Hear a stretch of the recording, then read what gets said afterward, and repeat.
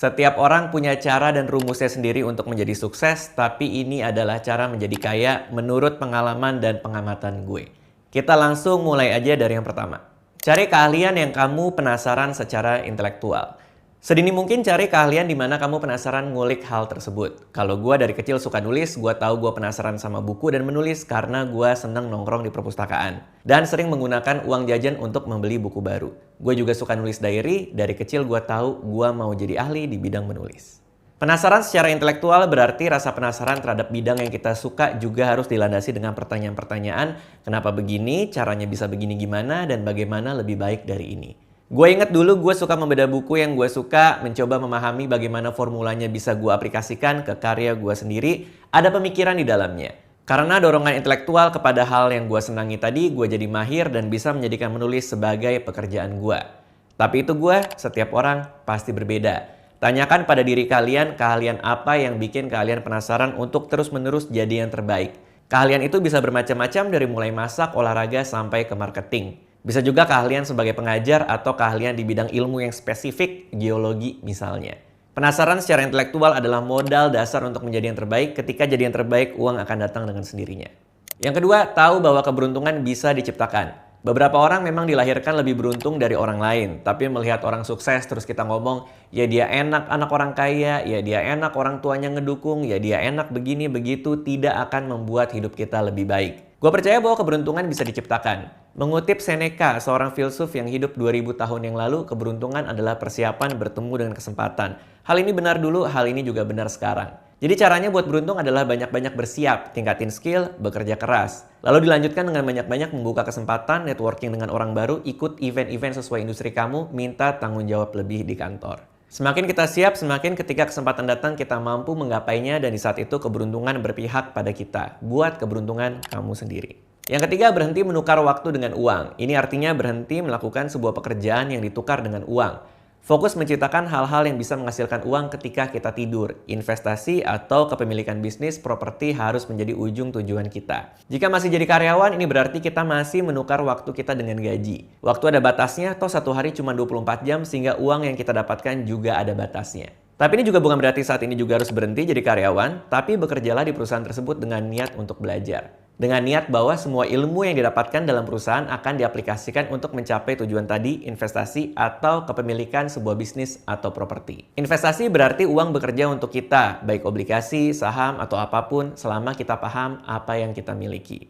Properti bukan berarti rumah atau kos-kosan aja, tapi juga bisa berarti intellectual property. Seperti buku, film, atau program yang bisa dibeli production house atau TV yang akan memberikan kita uang secara berkala, secara pasif. Kalau udah punya bisnis, mulailah percaya dengan orang lain. Belajar delegasi, yaitu mengalihkan sebagian tanggung jawab kepada orang lain.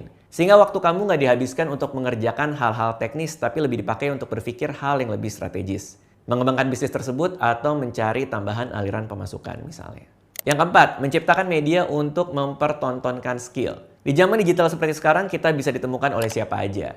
Jadi jangan pernah ragu untuk menulis blog, bikin podcast, membuat video YouTube. Nggak kayak dulu, saat ini semua orang adalah medianya sendiri. Kita tidak akan pernah tahu siapa yang akan membaca atau menonton sesuatu yang kita buat dan kesempatan apa yang akan timbul dari sana. Jangan-jangan kita akan diajak bikin bisnis bareng atau malah dibayar untuk sebuah kerjasama. Menjadi seorang konten kreator adalah pekerjaan yang semua orang bisa lakukan. Hanya butuh 0 rupiah untuk membuat konten pertama kamu di Instagram. Nggak semua orang harus joget di TikTok, tapi kita bisa memperlihatkan skill spesifik yang kita miliki di sosial media. Tempat memamerkan hasil foto, tulisan, atau apapun. Jangan takut jika karya kamu jelek, semua karya bagus diawali dari karya jelek. Jangan mikirin duitnya datang dari mana, fokus kepada memberikan nilai ke orang lain. Ini paradoksnya kebanyakan orang yang sukses diawali bukan dari mikirin gimana caranya gua kaya dari sini, tapi malah mikir bagaimana caranya orang lain dapat manfaat dari yang kita buat. Yang kelima, fokus ke menciptakan nilai bukan menciptakan uang. Uang hanya datang ketika kita punya nilai. Semakin bernilai kita, maka semakin banyak uang yang kita dapat. Ketika masih jadi karyawan, fokus bagaimana caranya sebagai karyawan kita bernilai kepada perusahaan. Kontribusi apa yang kita hasilkan untuk perusahaan tersebut, semakin bernilai kita kepada perusahaan, maka semakin besar perusahaan tidak ingin kita pergi. Semakin besar gaji kita. Lalu ketika waktunya untuk pindah ke kantor yang lain atau bikin usaha sendiri, tanyakan pada diri kita. Warisan apa yang sudah kita tinggalkan untuk perusahaan? Apakah sebuah sistem inovatif, produk yang paling laku? Kita adalah apa yang kita tinggalkan di belakang. Menciptakan nilai juga bisa dengan membuat karya yang berbeda. Semakin beda kita, semakin kita tidak tergantikan. Semakin bernilai, maka semakin besar uang yang akan kita dapat karena tidak ada alternatif lain selain diri kita. Setiap bisnis sukses adalah bisnis yang mampu memecahkan persoalan di masyarakat ketika orang lain belum tahu caranya seperti apa. Lihat Tesla, lihat Windows, lihat Amazon, semua bisnis ini memecahkan persoalan terlebih dahulu dibandingkan orang lain. Ketika orang lain mulai ikutan, mereka menaikkan nilai mereka supaya tidak kalah saing. Entah dari produk, jasa, atau harga yang lebih kompetitif. Yang keenam, jangan terjebak dengan self-serving bias. Self-serving bias adalah kecenderungan untuk menyalahkan orang lain ketika kita gagal dan terlalu memuji diri sendiri ketika berhasil. Contohnya kalau ujian, terus nilainya jelek, yang disalahkan dosen, bilang kalau dosennya sentimen sama kita. Sedangkan kalau nilainya bagus, yang dipuji diri sendiri, bilang kalau dirinya pintar. Ini berbahaya. Self-serving bias membuat kita jadi susah berkembang karena kita tidak pernah tahu kekurangan diri kita. Padahal sejatinya hidup adalah terus-menerus memperbaiki kesalahan. Setiap karya yang kita hasilkan bisa diperbaiki menjadi lebih bagus, itu caranya kita berkembang. Maka ketika di kantor, berhenti menyalahkan bos atau teman kantor atas performa jelek kita sendiri.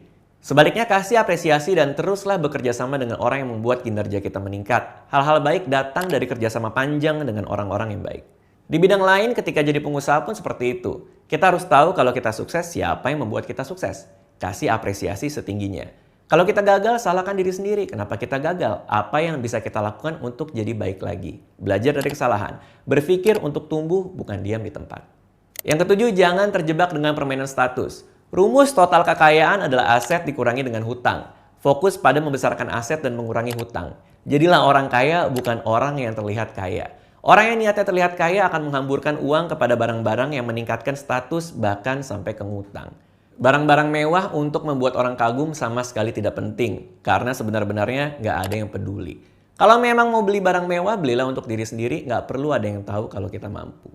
Hati-hati sama teman yang bilang, "Idi, HP lo kok murah, yang mahal dong kayak kita-kita." Hati-hati juga sama teman yang menilai seseorang hanya dari barang yang kita pakai. Ketika kita terjebak dalam permainan membeli barang untuk menaikkan status, kita akan susah untuk menciptakan kekayaan. Biasanya orang seperti ini juga akan bilang, uang kok cuma disimpan, hidup kan cuma sekali, dan lain-lain. Hati-hati. Yang kedelapan, mengerti mikro dan makroekonomi. Menurut gue penting untuk paling tidak punya pengetahuan dasar atas mikroekonomi. Ilmu yang mempelajari bagaimana perusahaan dan individu memaksimalkan keuntungan dengan faktor produksi yang terbatas. Ilmu yang memahami kenapa harga sebuah barang naik, bagaimana karyawan bereaksi terhadap insentif yang perusahaan berikan, dan lain-lain. Ini akan menjadi landasan penting untuk apapun yang kita lakukan baik sebagai karyawan ataupun pemilik bisnis. Selanjutnya memahami makroekonomi juga penting. Karena ketika nanti udah punya uang, siap untuk menjadi investor, kita jadi tahu industri mana yang akan tumbuh. Bagaimana regulasi pemerintah mempengaruhi keputusan kita dalam investasi. Belajar untuk memahami siklus bisnis, tahu apa dampak dari perubahan kebijakan pemerintah terhadap ekonomi secara keseluruhan. Ketika menjadi pemilik bisnis, hal-hal ini akan membantu kita untuk membuat keputusan strategis karena kita melihat semuanya dari atas. Untuk tambahan, belajar juga ilmu sales marketing karena setiap produk pada akhirnya harus dijual. Ketika kita bisa membuat sebuah produk yang baik dan juga bisa menjadi penjual yang baik, di saat itu uang akan datang. Yang kesembilan, menjadi kaya pelan-pelan adalah cara yang paling baik. Terakhir, cara terbaik jadi kaya adalah pelan-pelan aja. Jangan terlalu nafsu kalau ada yang datang dan menawarkan investasi dan bilang ini nggak mungkin rugi, untungnya 100% setahun. Percayalah di luar sana banyak orang yang ingin mendapatkan uang kita dengan cara-cara yang tidak etis, banyak yang sudah terjebak. Ingat, keuntungan tinggi selalu dibarengi dengan resiko yang tinggi. Jangan mudah terjebak dengan tawaran bisnis yang menawarkan keuntungan berlipat ganda tanpa resiko yang terukur. Jangan mudah diajak bisnis dengan seseorang yang terlihat terlalu berlebihan dalam berjanji. Selalu melihat kesempatan untuk kaya dengan penuh kecurigaan. Jika sesuatu terlalu indah untuk menjadi sebuah kenyataan, biasanya memang terlalu indah dan isinya hanya hayalan. Tetap punya kepala dingin, jangan mengambil keputusan bisnis berdasarkan emosi semata. Investasi di instrumen sesuai tujuan keuangan. Ini artinya harus tahu luar dalam instrumen yang kita pakai. Ketika investasi di reksadana, pahami apa itu reksadana, risikonya seperti apa. Ketika masuk ke saham, pahami juga apa yang kalian beli. Uang kalian adalah tanggung jawab kalian. Jangan ngikutin portofolio orang lain karena tiap orang punya perhitungan dan profil resiko yang berbeda. Jangan mudah iri dengan kesuksesan orang lain, masing-masing orang punya jalan hidupnya sendiri. Mungkin kita lebih lambat dari yang lainnya. Namun sebuah perjalanan akan dinilai di tempat terakhir kali kita sampai, bukan seberapa berkelok jalan yang dilalui. Semoga membantu.